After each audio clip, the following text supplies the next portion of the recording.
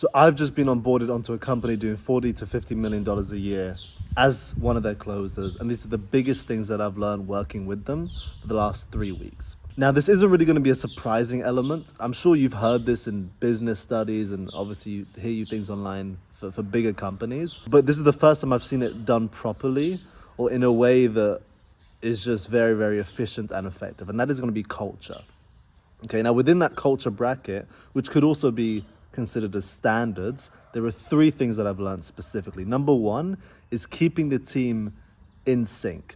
Now, in sync essentially means you want to give all of the context about your situation, what you're doing, what you're struggling with, what you're doing well at, to your managers, but also the people around you. So a simple example is, again, this is going to be a very simple example, but if you're on a call, a sales call, you're eating dinner, you're out playing golf, whatever it is, and you get a message from one of your managers, instead of waiting to finish your thing, or whatever you're doing, and then get back to them, instead send them a quick message saying, hey, I'm doing this currently, but I'm going to get back to you in about 30 minutes. You're keeping them in loop, right? You're keeping them in sync.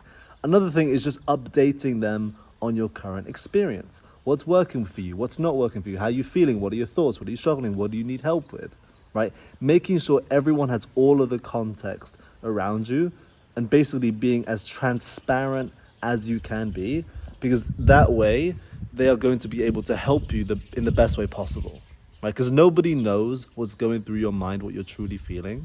And if you can express that genuinely and have that honesty, have that transparency, it's not only going to help you perform better, but it's also going to just help the team and the company overall. The second thing is having a pro athlete mentality. Now, what I mean by this is when you're working, you are going full out. You're not only working extremely hard, but more importantly, you're training, right? You're drilling, you're getting the repetitions, and especially when you're in sales, you need to, it's more so about like drilling the things, because people don't necessarily need to be taught, they need to be reminded more. Okay, so it's drilling, it's training, it's call reviews, call analysis, like your own call reviews, objection handling, discovery training, whatever it is, it's just constant drilling like you're an actual athlete. Watching game tape, coming up with new strategies, coming up with new, whatever the fuck. You get my point, it's just being an athlete. But with that is your ability to have active recovery, okay?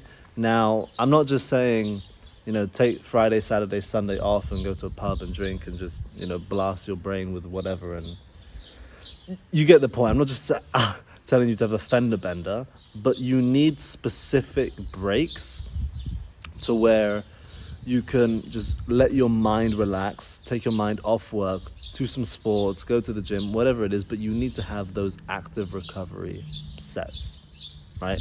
Because that is going to allow you to actually push a lot harder in the long term, because you're giving yourself, breaks to when you can come back to work on Monday or whatever it is. You're pretty much coming back at 100%. Now, of course, people can work weekends. You can still train and drill. I'm not saying don't.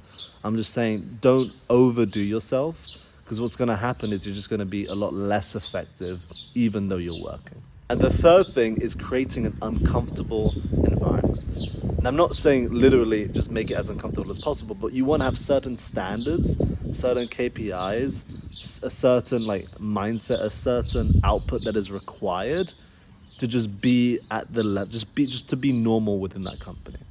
As a result of that, the people who are not at that level are naturally going to want to just leave, because it's uncomfortable, because they don't fit in, right? One way you can do that, from what I've learned, is just hiring a shit ton of A players, okay? And then making sure that they're at the standard. So if someone comes in and they're not a good fit, they're not performing, they don't have the right mindset, not only are they gonna feel uncomfortable, but everyone else is gonna notice them stick out like a sore thumb, and they just naturally gonna leave. Now, the benefit of this is that whenever you bring new people on over a long term, you're only going to be keeping the A players and the people who are truly dedicated or working hard and can perform at the highest level possible, to make sure that your team can basically exceed at the highest level possible. Those are the biggest things that I've learned.